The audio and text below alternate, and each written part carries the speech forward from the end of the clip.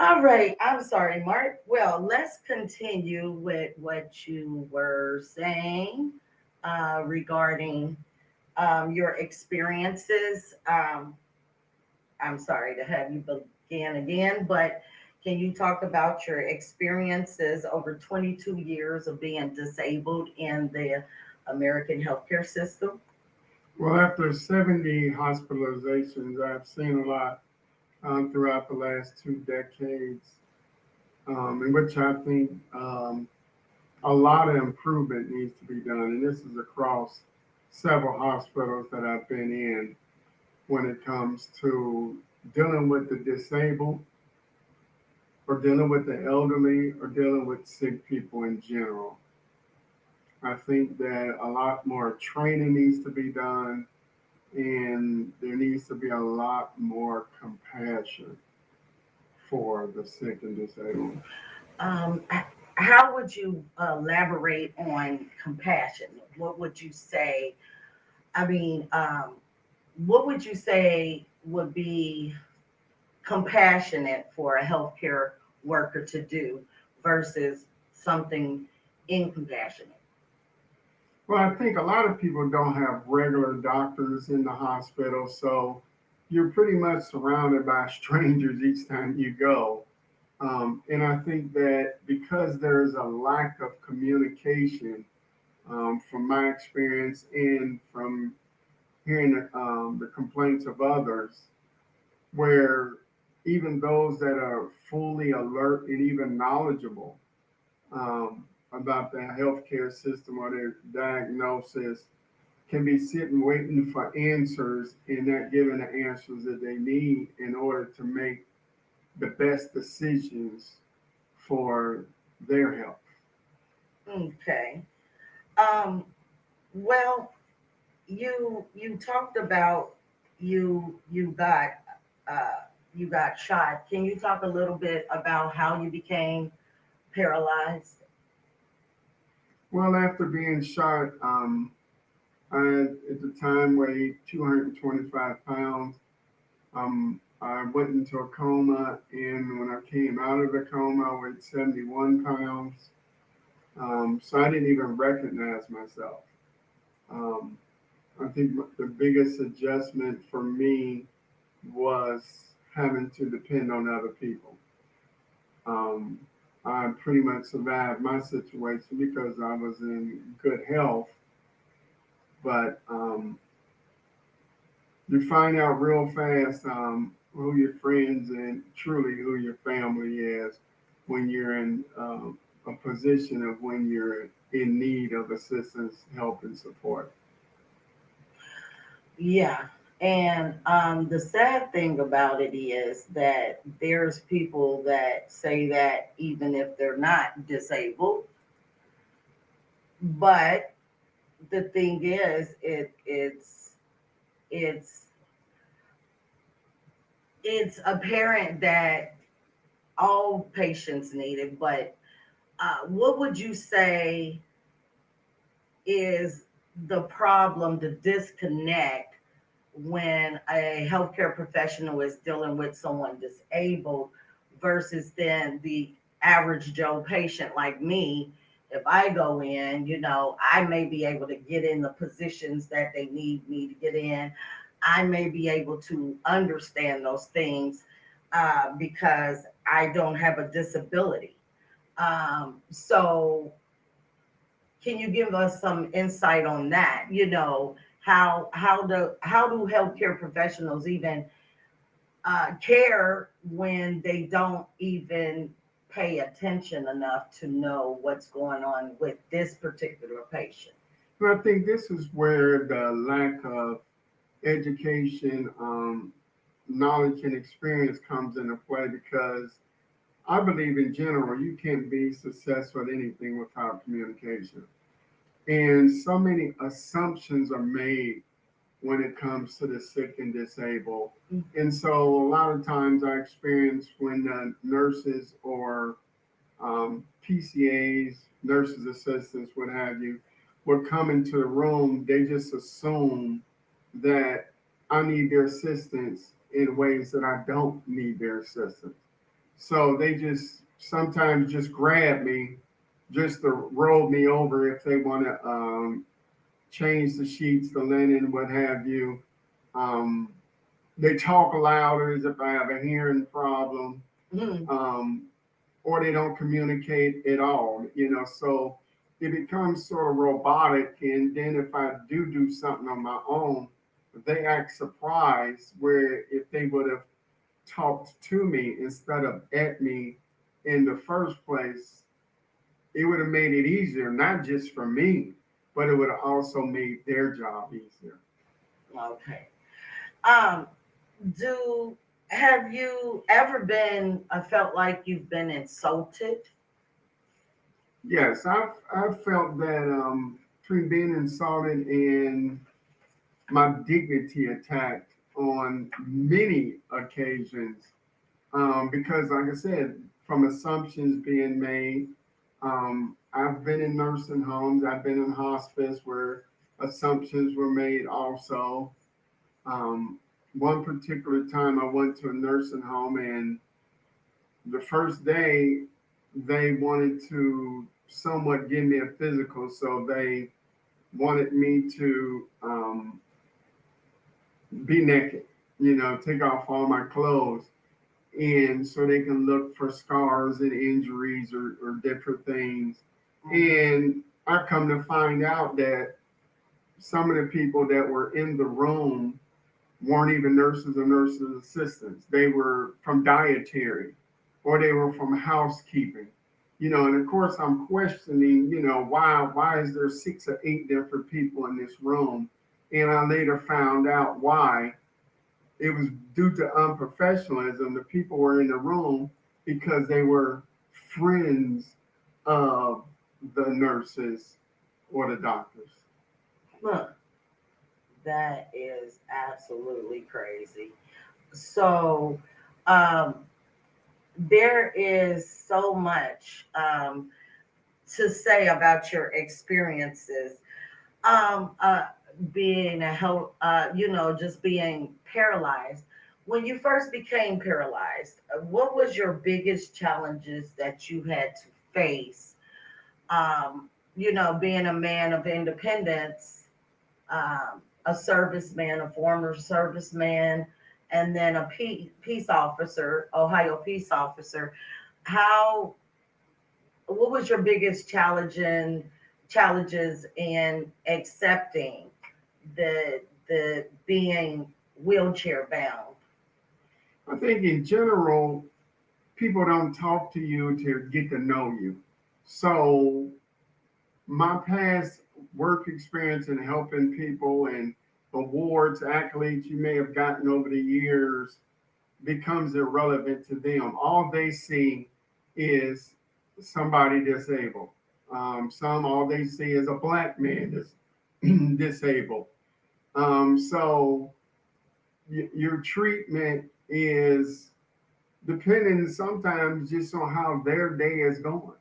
And that's where you find out if people have been in the field for so long that they're just simply there because it's a decent paycheck.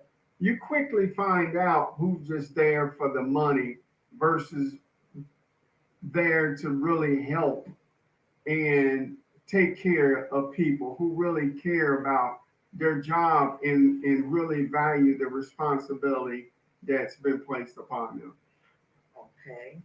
And so, um, how support system wise, how much support do you think the disabled have when it comes to being able to continue to try to be independent, where as they're not living in nursing homes, they're not, they may be still working or things like that. What do you think about the America's ability to give resources to the disabled here?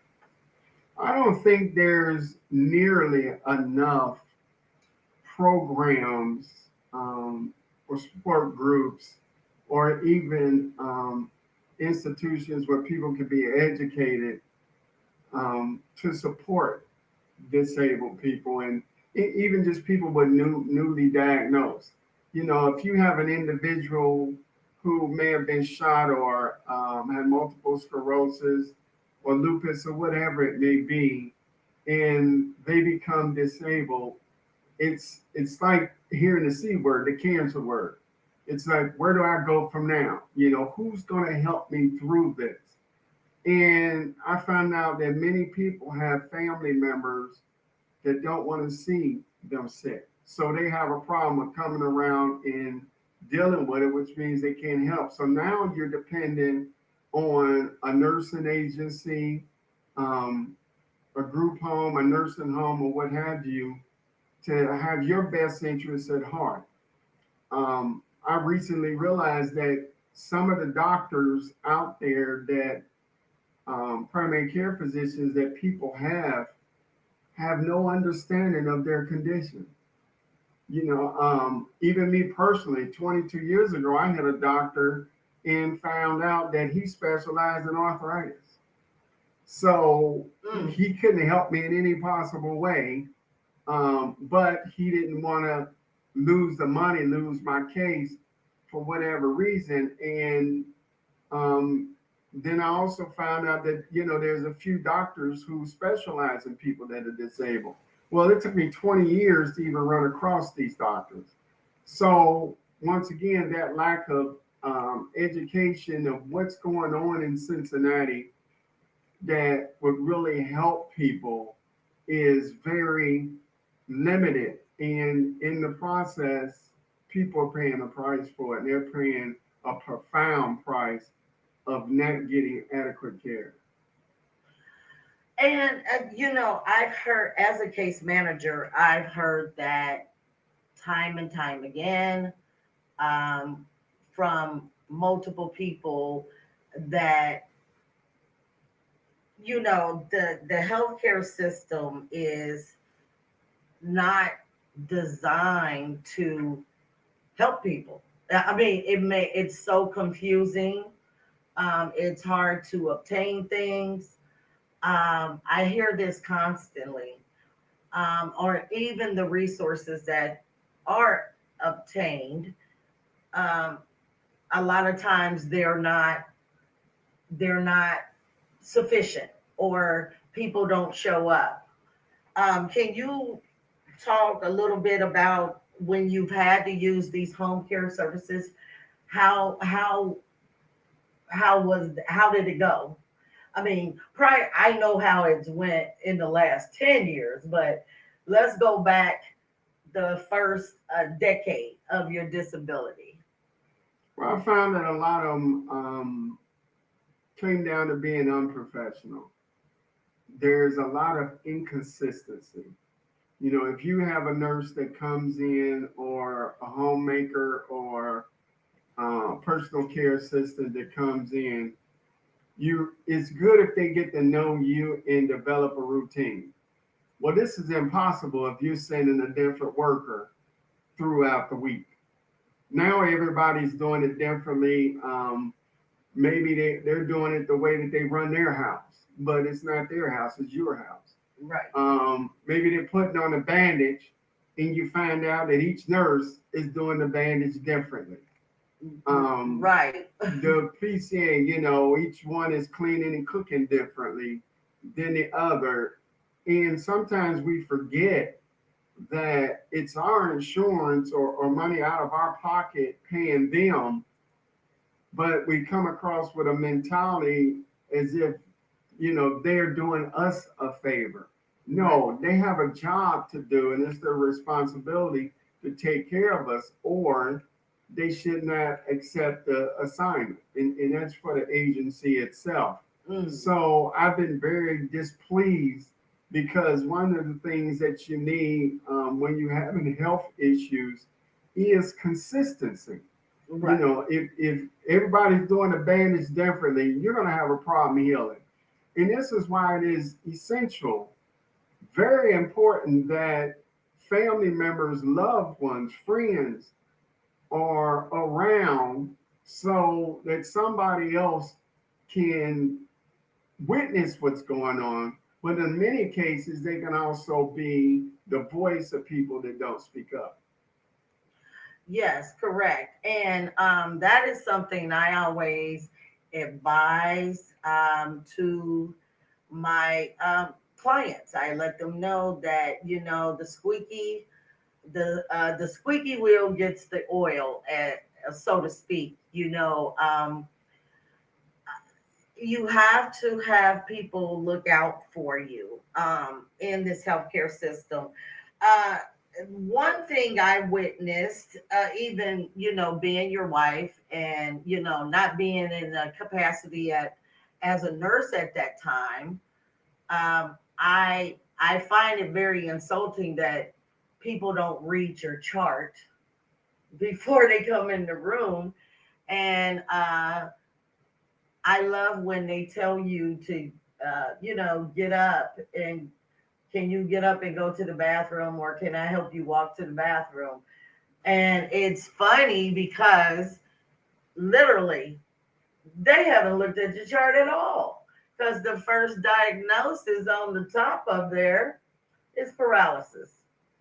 And I know that because I've looked at your records enough to know, but it's sad when a healthcare professional hasn't even looked at the paperwork and they walk in your room, and then they make the assumption that you are able to get out the bed.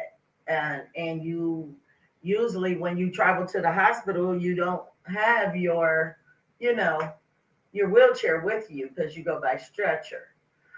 Um, Talking about stretcher and transportation, oh my goodness. How do you feel about those things? I know the government put incentives in place where the managed care companies are giving transportation to doctor's appointments, and it's covered by insurance because people with chronic conditions, they're usually offered that, even if in private insurance they offer those things. So how is that for you? How that's going for you? Well, it goes back to the issue of them depending on people who I think they're in the business more for the money than really assisting the people that have special needs. Um, Recently, I had scheduled 3 trips to a doctor, and all 3 weeks the transportation didn't show up, nor did they even call to tell me they weren't going to show up. Nobody's held accountable, and that's a problem with the whole system. Nobody's held accountable. So, even in my experience, if I go to one hospital and they may not give me a diagnosis, and then I may go to another hospital and they give me a diagnosis. Now I'm sitting back wondering, how did I go to one hospital for 5 or 6 years and this diagnosis was overlooked? But then I go to a new hospital and the first visit, they see it. Who's held accountable? So everyone's getting paid no matter how good or how bad of a job they do, because no one's being held accountable. Right. And I know you've had experience with the patient advocate. Usually, now that the healthcare system does know that there are problems that arise in the hospital with care, have you ever had to use the patient advocate, and how effective was it in solving your problem? Yes, I've had to call the patient's right advocate for the reason of different doctors. Normally, when I go to the hospital, I may have 4 to 5 different doctors, and they come in a room, and you can almost count to 10, and they're out of the room. And so I have a problem because I know if I'm alert and the doctors are not communicating with me, then I can imagine those people who are not alert or don't understand the the medical terminology. Hmm. So I end up having to call the patient right advocate to let them know that nobody's explaining the situation, the next step, what it is they're going to do in the treatment, but everyone's coming to the room and pulled out the stethoscope to check my breathing, but that's it. I don't see the logic in having several x-rays. No one tells you the result, or MRI, and you're not being told the result, or drawing blood and you're not told the result. So that goes back into the lack of communication that needs to improve, versus feeling like you're just in a warehouse and everybody's going through the motions when you're in the hospital. Okay. Well, the the strange thing about Eric, the strange thing about the healthcare system is that we do have a lot of resources here, but how readily available do you think those resources are to the disabled community? I don't think they're nearly available as to where they need. And I think that's why so many disabled people feel isolated, feel alone. Some are depressed, especially during this COVID situation, because there's no support, there's no ongoing gathering of people in a similar situation that you're in. So it's different when you're just surrounded by professionals versus being amongst people who are going through a similar experience than you, because then you can really support and encourage one another. Yes. Well, if I'm checking the streams um, on YouTube as well as Facebook. If anyone has any questions for Elder Mark Smith, please feel free to leave them in the chat, and we will be happy to answer. Um, well, I do. It doesn't seem like there were a few people on, and I just really appreciate you coming on to talk with me about this. So, um, if those that see this video later, they can say, that is something that we do need to talk about, because patients shouldn't feel that they're a paycheck. But as a case manager, I've heard that from many different races of people, but as clients, they all feel the same way about the American healthcare system. It doesn't matter what race you are when it comes to healthcare. It just doesn't matter, because if you're poor, if you're uh, hardworking individuals and stuff, you're faced with not having adequate health care in one area or another, and sometimes the healthcare um, professionals don't take those things into consideration. So I was just trying to see if anyone wanted to leave a comment or had any questions. If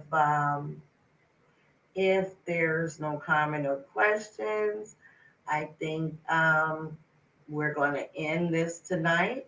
So I do thank you, Elder Mark Smith, for coming on um, and talking to us a little bit and giving us healthcare professionals some insight on not treating you like a paycheck. That sounds good. You know, um, no patient, even myself, if I was laying there, I wouldn't want to feel like somebody just trying to cut on me for a paycheck, or somebody offering me things just for a paycheck.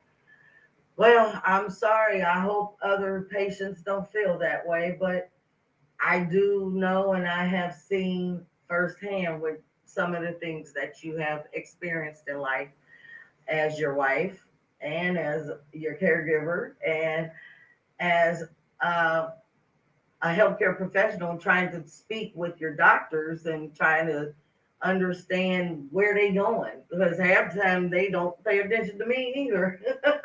so so well, that is all I have for you guys tonight. I love you, my family, my people. Stay safe and healthy, eating foods from the Most High.